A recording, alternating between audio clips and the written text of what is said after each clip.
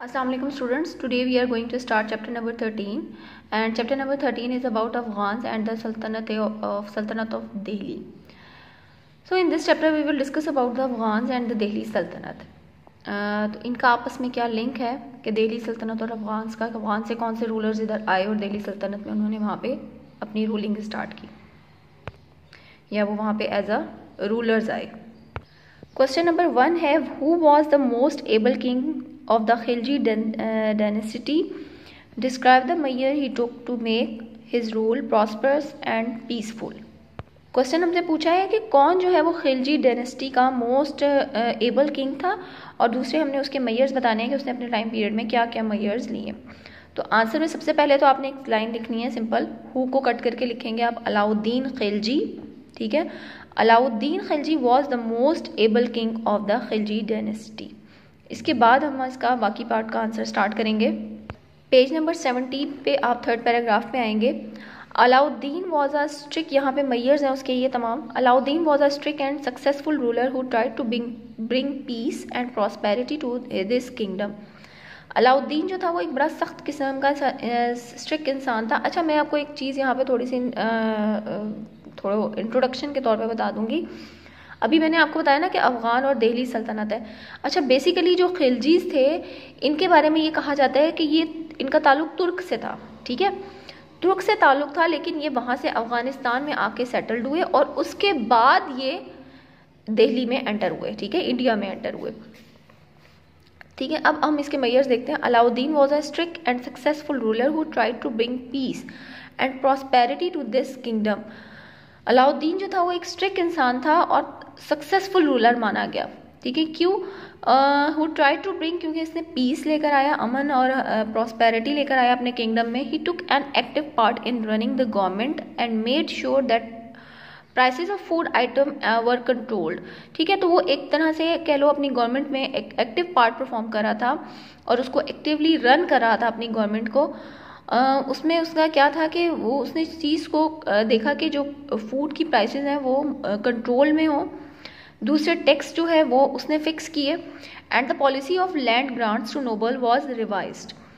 Policy of land grants to noble was revised mean के जो nobles यानी उधर उस टाइम पीरियड के जो भी अमीर उमरा लोग थे और उनकी जितनी ज़मीन जायदाद थी, तो आप ये कह सकते हो उनको रिवाइज किया, मतलब उन पर टैक्स इम्पोज किए. ठीक है, यानी जो पहले जो लोग नहीं करते आ रहे थे या उन्होंने इस तरफ कोई तवज्जो नहीं दी थी इस तरह की, तो उसने उनको रिवाइज किया, उनकी पॉलिसी को चेंज किया. ठीक है, लैंड ग्रांट्स को चेंज किया और उसमें उन्होंने कह लो कि उनको उन पर टैक्स इम्पोज किए. In this way he could control the power of the nobles. ठीक है, इस तरीके से उसने नोबल्स की पावर को भी कंट्रोल किया. देखें, अब इन दो बातों का लिंक है कि नोबल्स जो थे वो जाहिर है बहुत ज़्यादा रिच क्लास थी, लैंड ज़्यादा ज़मींदार थे, बहुत ज़्यादा ज़मीनें जायदाद के मालिक थे. तो उन्होंने उन पर टैक्स इम्पोज करके उनकी पावर को कम भी किया, क्योंकि इस तरीके से वो उन पर भी तो हावी हो सकते थे ना.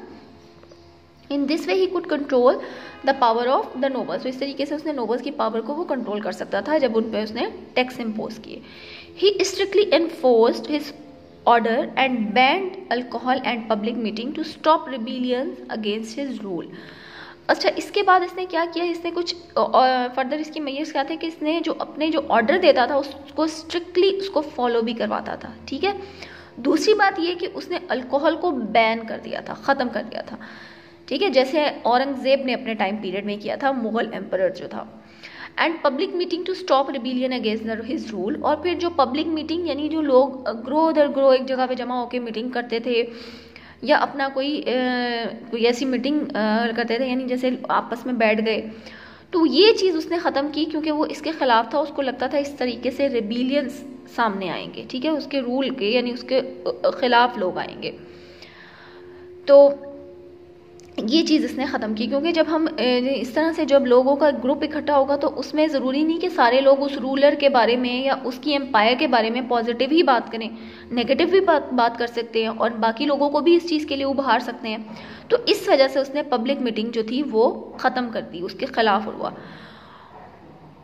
दो नॉट वेरी एजुकेट हिमसेल्फ, अगरचे वो बहुत ज़्यादा कह लो एजुकेट नहीं था, but Alauddin encourage learning by setting up educational institute institutions and supporting scholars and cents. ठीक है, वो इतना खुद तो तालीम याफ्ता नहीं था, लेकिन उसने एजुकेशन को प्रमोट किया, उसके इंस्टीट्यूशन बनाए और जो सूफी स्कॉलर्स थे, सेंट्स थे, उनको सपोर्ट किया। ठीक है, कि वो आगे फर्दर एजुकेशन आगे लोगों तक फैलाए। ठीक है, तो पहले तो आपने वही क्वेश्चन वाली स्टेटमेंट आपने अलाउद्दीन के साथ वो कंप्लीट करनी है, उसके बाद आपने ये पार्ट लिखना है नेक्स्ट पैराग्राफ से। ठीक है, तो हमारे फर्स्ट क्वेश्चन का आंसर है। अब हम अपना सेकंड क्वेश्चन देखेंगे जी। सेकंड क्वेश्चन है, why were the Mongols a threat to the Delhi sultanate, के मंगोल्स जो थे दिल्ली सल्तनत को मंगोल से क्यों खतरा था। Who can be compare to them in the earlier history of the Hindu kingdom, फिर इनको किससे कंपेयर किया जाता है हिंदू किंगडम की हिस्ट्री में, मतलब इनके तरह से और भी कौन से ऐसे थे लोग जो जिनको मंगोल से कंपेयर किया जाता है। ठीक है, तो इसका आंसर जो है वो बुक पे तो प्रॉपर नहीं है, तो वो रिटन फॉर्म में है, जो मैं आपको वहाँ से एक्सप्लेन करूँगी जी। तो ये है इसका आंसर, जो आपको इंशाल्लाह नोट्स की सूरत में भी मिल जाएगा। Mongols were a threat to Delhi sultanate because they constantly attack Delhi to plunder its riches. ठीक है, पहली बात हमसे पूछी थी कि दिल्ली सल्तनत को मंगोल से क्यों खतरा था, तो वो इसलिए खतरा था क्योंकि because they constantly attack Delhi to plunder its riches, क्योंकि वो मुसलसल उस पर अटैक कर रहे थे और उसकी जो रिचनेस थी ना, उसकी जो अमीरी थी, यानी दिल्ली जो थी वो एक कह लो कि बहुत अमीर सल्तनत थी। आप ये कह लो वहाँ के जो जितनी इन फ्यूचर भी आप जो आगे वहाँ पे फर्दर जो आए थे लोग, चाहे वो मुगल्स थे चाहे वो खिलजीज थे, तो बेसिकली दिल्ली तो थी वो एक कह लो रिचेस में कंसिडर की जाती थी, रिच एम्पायर थी। ठीक है, रिच एम्पायर में कंसिडर की जाती थी। तो वहाँ पे लोग आते ही बेसिकली थे कि उसकी जो एक शान और शौकत थी उसको देख कर आते थे। तो मंगोल्स भी वहाँ पे आते थे, दिल्ली सल्तनत को मंगोल से ख़तरा था क्योंकि वो बार बार उन पे उधर दिल्ली सल्तनत पे हमले करते थे और उनका जो पैसा था, उनकी जो कह लो गोल्ड या इस तरह की जो चीज़ें थी, वो उसको हथियाना चाहते थे। They were not interested in occupying a land. ठीक है, उनका कोई मकसद नहीं था कि वो ज़मीन पे कब्जा करेंगे, but only in looting and killing. लेकिन उनका मकसद क्या था कि वो उसको लूटें और वहाँ के लोगों को किल करें, यानी मार डालें, उनको नुकसान पहुँचाएं और वहाँ से दौलत हासिल करें। इन the earlier history of Hindu kingdom, अब आगे दूसरा पार्ट था, हमसे पूछा था कि इसके बारे में इनके दो किसको आप कंपेयर करते हैं, तो earlier history of Hindu kingdom में आती है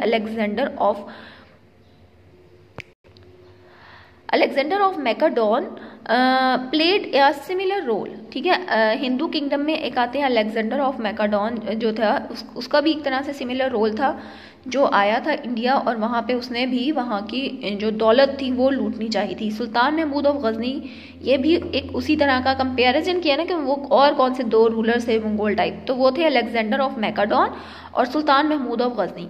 also act in the same manner through both of them were not fond of destruction as were the Mongols. लेकिन इनका ये था कि अलेक्जेंडर मैकाडोन और सुल्तान महमूद ऑफ गजनी जो थे, ये दोनों जो थे, ये मंगोल की तरह इन्होंने भी दिल्ली सल्तनत में अटैक किया, लूट मार की वहाँ पे, और उनका मकसद था कि सिर्फ वहाँ से दौलत हथियाई जाए और अपने अपने जो उनका एरिया से वहाँ उसको डेवलप किया जाए।